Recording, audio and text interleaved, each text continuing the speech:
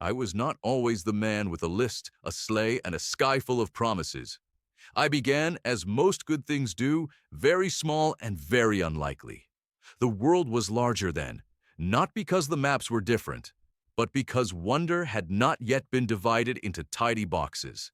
I remember forests with the confidence of old cathedrals, villages stitched together by footpaths and gossip, and winters that arrived as if they had been practicing all year. If you will sit with me a while, I will tell you how a baby in a basket became a keeper of mornings, and how a life can be woven from errands, encounters, and the stubborn habit of saying yes. I was found on a night of careful snow. The wind had no appetite for mischief. It simply rearranged silence. The basket had been tucked near a fallen spruce, wrapped in a shawl with a stitch that told me later someone had loved slowly and well. I do not know the name of the hands that set me there. I bless them. They trusted the forest to finish what they could not, and the forest did not fail. A stag bent his antlers like a cradle. An owl kept account of shifting shadows, and from the deep path came a woman with a lantern who understood that a plea without words is still a plea. She was a woodcutter's wife, practical as kindling, soft as bread. She lifted me, sniffed the air as mothers do to test whether the world meant any harm, and took me home in the way wise people define home, where a stranger can become a reason to put on another pot. We had little that looked like wealth. We had everything that counts when you are small: warmth, patience, and the permission to ask the same question twice. I learned the language of kettles and the grammar of chores. I learned that boots have opinions about snow, that doors prefer to be knocked on, and that a good neighbor is a kind of weather. On the edge of our village lived an old toy maker whose hands could guess the weight of joy before the paint dried. He taught me to carve, first badly, then less badly, a crooked horse with one ear shorter than the other, a boat that refused to float but sailed admirably across tabletops, and at last a doll whose smile arrived in the wood before I was ready for it. "There," he said, wiping sawdust from his nose, "now you can give mornings to other people." We measured the year by small ceremonies. In spring, we swept winter from thresholds and declared victory with soup. In summer, the lane made room for laundry lines and unfashionable laughter. In autumn, we checked the roof and told ourselves bravely that it would behave this time.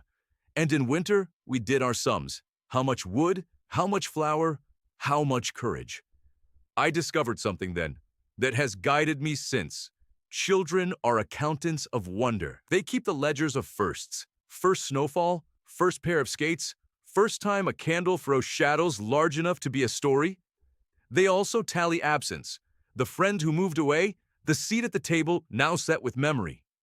I could not change those columns, but I could add a line, a small wrapped thing, a carved face, a proof that someone far away had said the child's name out loud.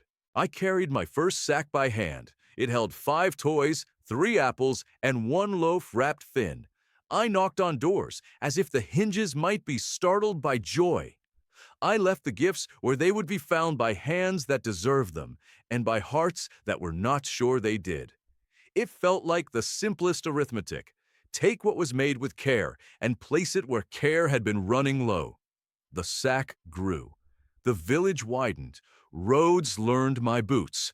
Then sledges learned my boots. I was noticed by the reindeer at the tree line, who prefer calm men to clever ones. They watched me fail, with harness that slipped and knots that lied about being trustworthy. And when they were convinced I would keep trying without complaint, they allowed me to become their pupil. From reindeer, I learned balance. From owls, I learned patience. From foxes, I learned that a rival must be quiet to be welcome. You want to know when the sky opened? Not at first. I stayed on the ground a long time, because humility is a better teacher than height. But distance forced the question. There were children who lived beyond the reach of my nights, and letters that arrived tied with string, written in careful script from places where roofs wear other shapes. The reindeer stood at the ridge and breathed clouds as if to show what might be possible. I did not persuade them. I asked. They answered as free creatures answer, with a decision made by more than instinct. We ran, we climbed, and there came a moment, surely you have one in your old life, when the world that always was became the world you can finally see. The snow fell below us in long, obedient lines. The wind decided to be a road. The first leap is never graceful. It is only brave. Brave was enough. I traveled farther than anyone sensible that night. I found my way the way a carpenter reads a grain, by listening to what resists and what welcomes. The sack was light at the start and light at the end, and heavy where it mattered. I learned how doors speak, some with bolts that prefer to be coaxed, some with latches that enjoy applause.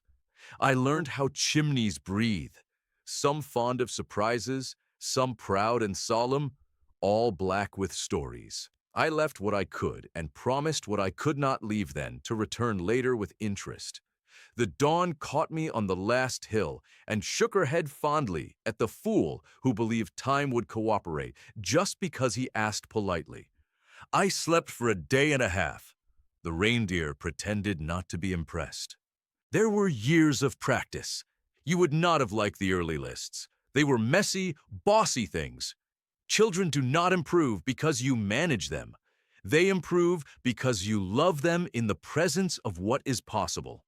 So I learned their names the way a gardener learns soil. I learned the nicknames a family uses when the door is closed. I learned who needs a noise and who needs a silence.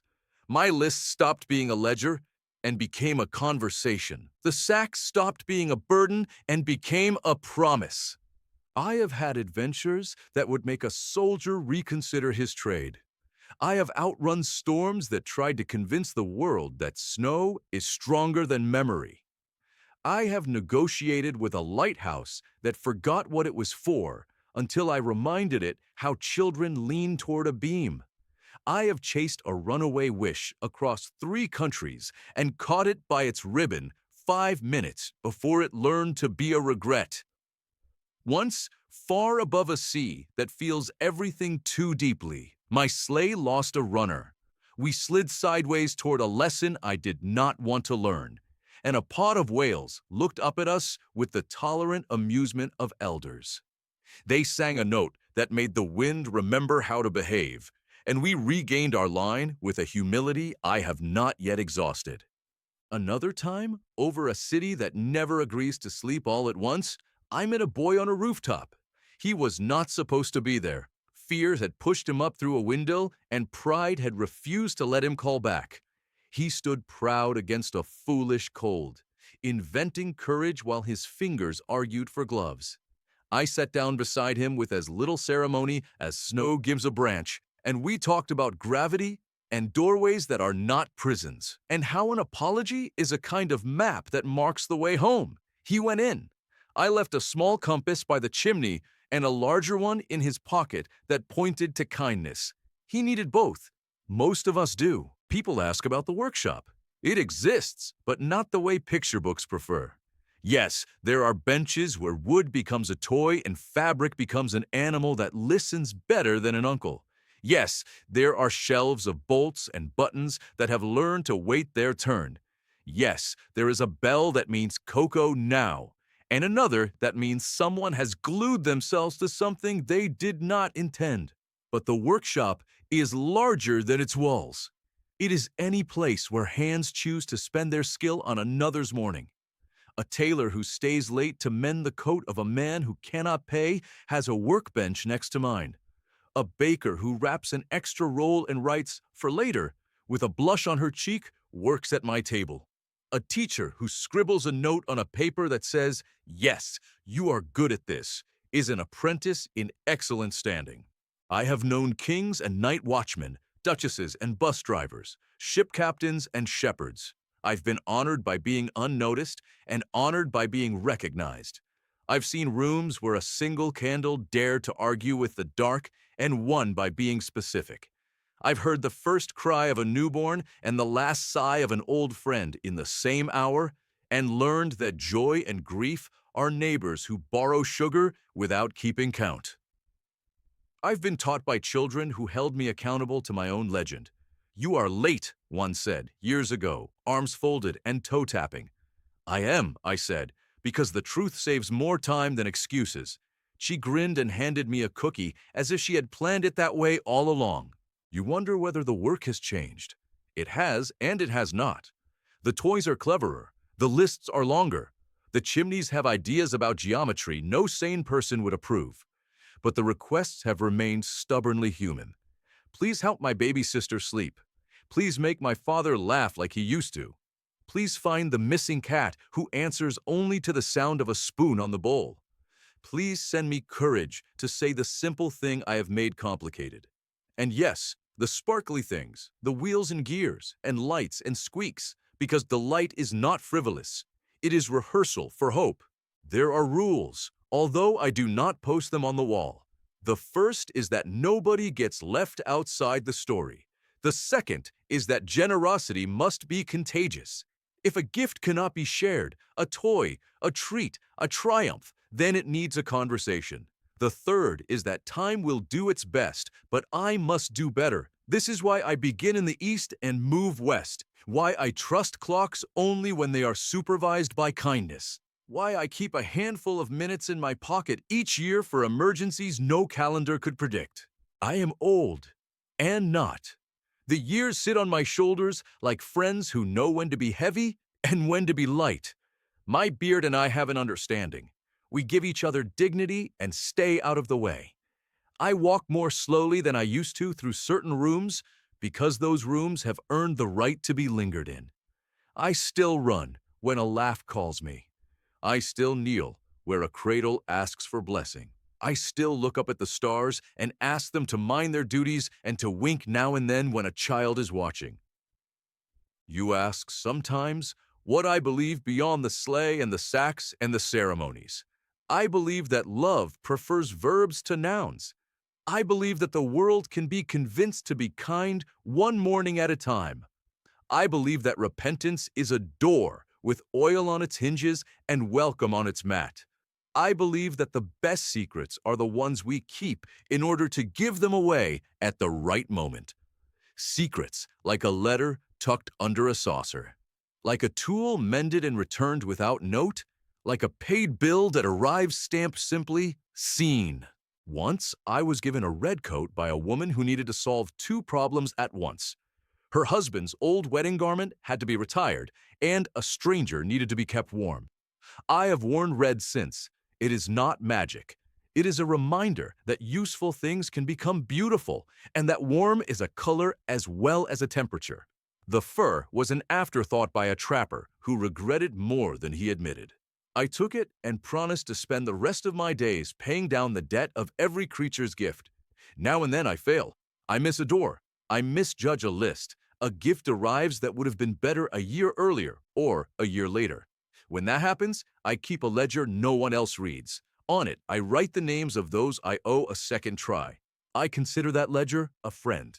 It keeps me honest and hopeful, which is the correct posture for anyone who means to live long and well. And you? You have been waiting for me to fold this into something you can carry into your own hallway. Here it is. Keep a list if it helps. Not of wrongs. Those memorize themselves. Keep a list of names you will speak out loud in kindness before the year is done. Keep a small sack by the door with something in it you will not miss until you give it away and discover you do not miss it at all. Learn your neighborhood the way reindeer learn wind. Where it pushes, where it yields, where it sighs. Knock softly, enter humbly. Leave a proof that love has opposable thumbs. Tonight, when I go out, the sky will behave like a road again because it enjoys being helpful in December. The reindeer will shake their collars in the precise rhythm that convinces the wind we are meant to be there. The stars will practice their old, reliable punctuation. I will carry a sack that began with a doll that learned to smile and has been growing since. I will leave more notes than packages. I will tuck more hope than toys into places where morning will find it. I will listen for your house the way a friend listens for a laugh at a crowded party. If you find me in your kitchen and the kettle is already humming, we will not waste words on surprise. We will share a cup in the understanding that mornings require conspirators. If you do not see me, it means only that the night was busy teaching me patience in some other lane. Either way, the blessing is the same. Merry Christmas to all who have carried me this far by believing that a life can be an adventure of errands and promises. To all who have taught me new roads by walking them first. To all who carve, stitch, mend, and make a path for joy through the ordinary. May your doors be sensible, your hearts reasonable, your laughter earned and unashamed. May you wake to proof that you are seen, and may you go on, as I will, giving mornings away until the world learns how to keep them.